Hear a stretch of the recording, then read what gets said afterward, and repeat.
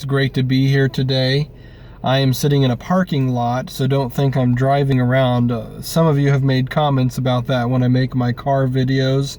Like, hey, why aren't you paying attention to the road? But as you can obviously see in the background, things are not moving, so I'm okay. But I wanted to share something with you before I go into work today.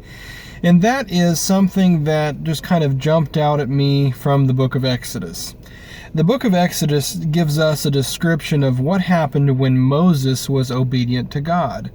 You know, he had such a passion for his people, and God gave him the ability to deliver the Israelites out of Egypt. So here's what happens next. You know, they get out of Egypt, they complain about stuff, God provides the whole way. And the whole point of this journey was to eventually get to the promised land, right? Wrong. We see, as we read the book of Exodus, that we're cheering for the Israelites. If we're reading it, we're like, come on, get there, get there, get there, get to the promised land. The place that you're going is the place that you need to be. And if we were to see their journey, if we were to map it out, everywhere that they went, we see the promised land over here, and we see that they're doing figure eights and bumping into stuff and going the wrong way sometimes, and their journey is much longer than it needs to be.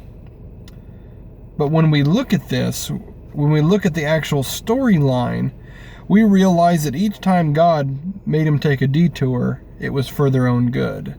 It was to avoid a battle conflict, or it was going around something that was unsafe, or it was to teach them something. So what we realize in the book of Exodus is God wasn't taking them on a straight line because he had a journey for them to go through. So, yes, of course, the promised land was the ultimate destination, but their journey and learning through the journey was something that they needed to go through. They needed to learn what it meant to be completely dependent upon God. They needed to learn what it meant for God to provide, and how that forms our testimony, and we can impact others with that. They needed to learn what it meant to, in the context of the manna and the quail, they needed to learn what it meant to go to bed every single day with their cupboards empty and wake up when God provides.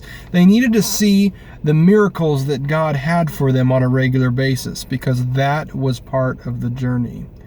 What are you going through today, and where are you trying to get to?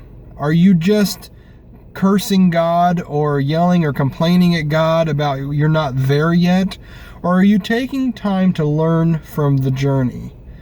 I think that we could learn a lot from the Israelites, a lot of what not to do, how not to act, how not to be.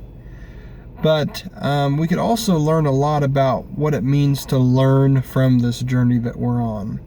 Don't give up, because tomorrow you might wake up and be at a place where you realize that you've missed learning from this journey.